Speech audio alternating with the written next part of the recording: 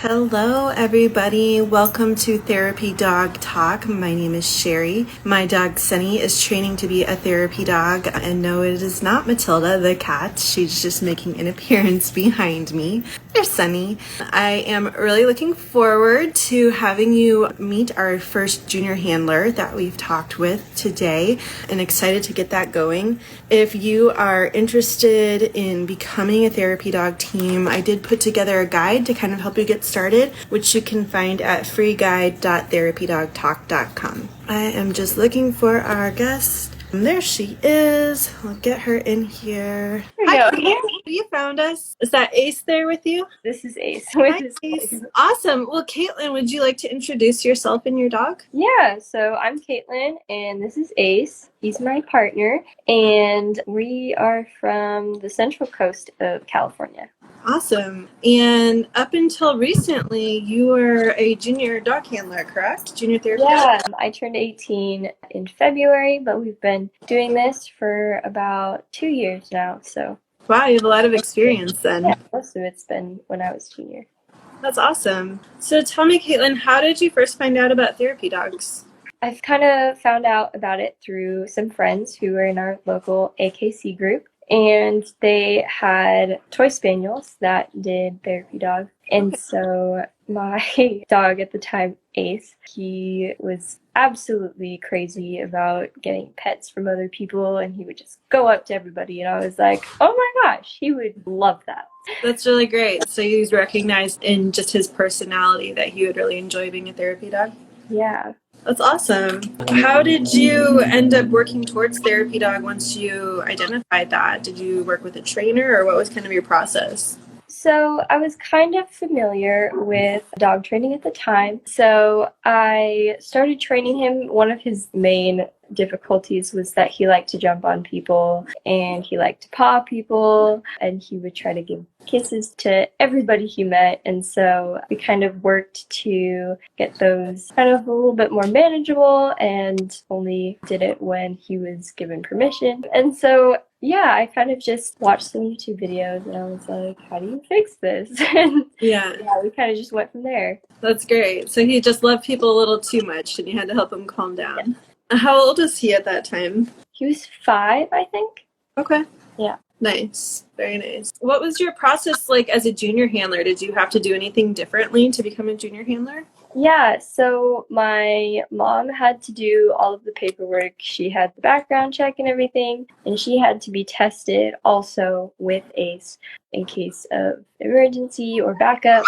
And she had to go on all of my visits with me just to supervise. Okay. And then when you turned 18, did that automatically enable you to go on your own, or did you have to do some sort of transition there? So I'll have to go through the paperwork. I haven't done it yet. Okay. I have to go do the background check with Alliance Therapy Dog, and then everything else will just carry on through. Okay, so you don't have to retest. They just have to do a background check on you specifically.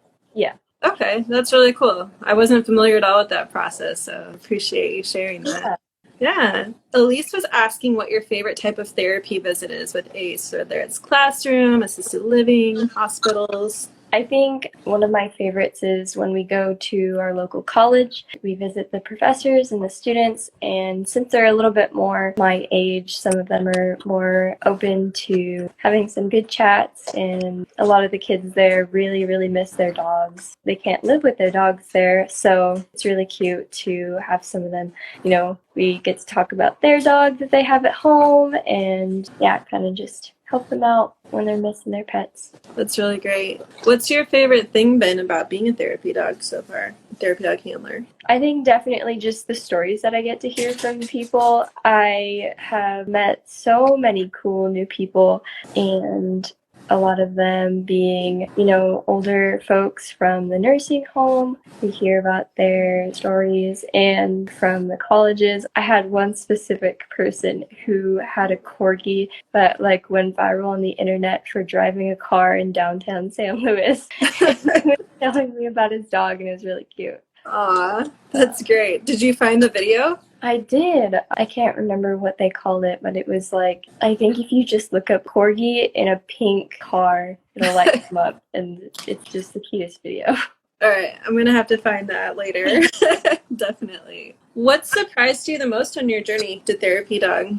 I was kind of surprised how quick it was for us. I thought, we were going to fail a couple times before we got it, but I was kind of surprised that my dog Ace was so thoughtful in his experiences. He kind of knew when to tone it down, he knew when it was time to behave. And so, yeah, when we went out and tested, there was like a really cute group of kids, and I was like, oh no, he's gonna try to jump on one of them. And he didn't. He like laid down and they pet him, and I was like, yep, that's when I knew. I was like, yep, he's ready. That's really great. I love that. Do you think that the places that you'll go as a therapy dog team will be different once you're no longer a junior handler?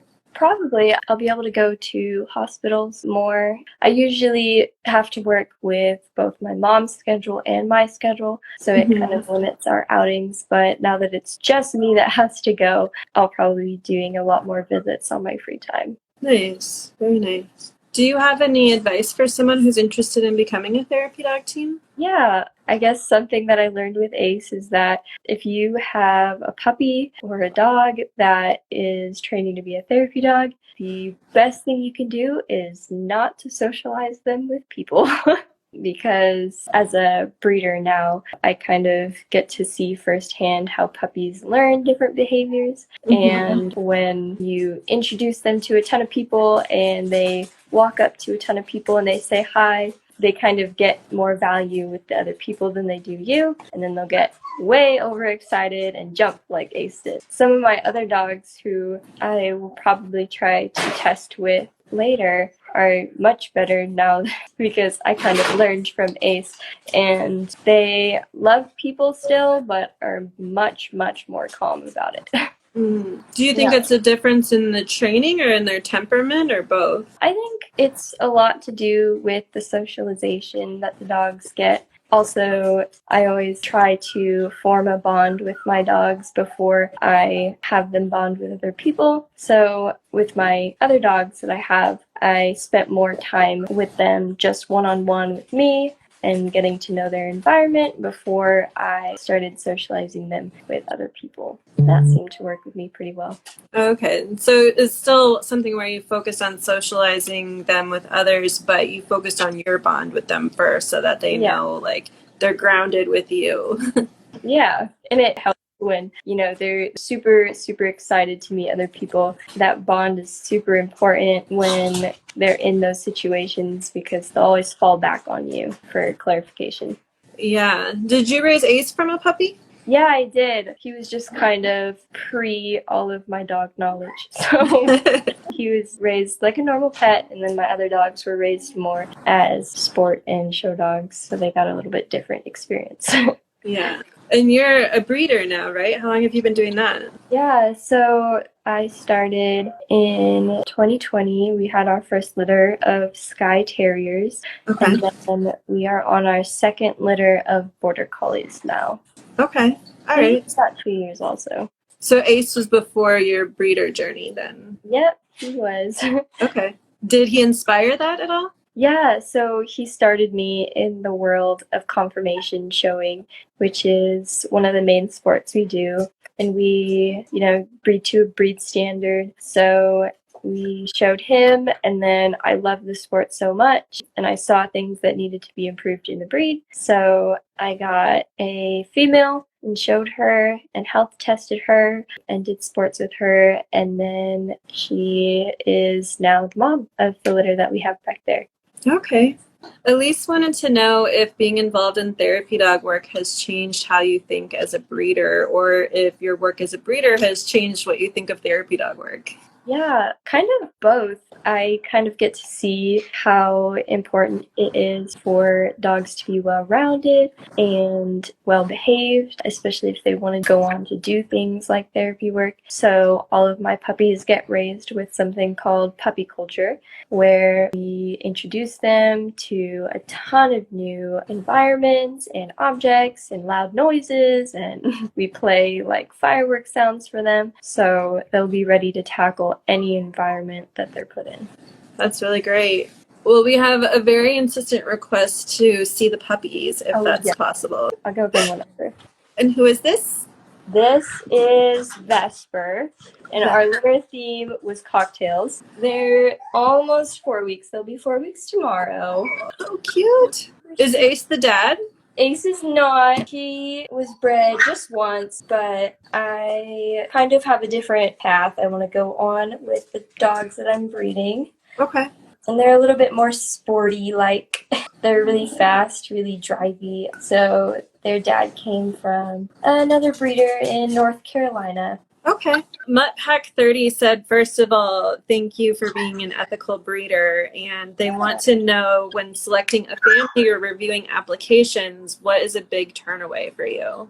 A big turnaway for me is somebody that kind of hasn't researched the breed and isn't really a good fit for them in general. Border Collies are super high energy, and especially my dogs. So if you aren't prepared with something to do for mental stimulation or sports, that's kind of a turnaway for me. And some of my dogs go to active families, but those are just the couple that are a little bit more easier to maintain. And I always like my puppy people, to be open and kind of conversational and reach out to me, have good contact, because I like updates on my puppies throughout their lifetimes, and I hope to be a good resource for education to my puppy buyers whenever they need. So I love that. I love that you keep in touch and stay up to date on their journeys.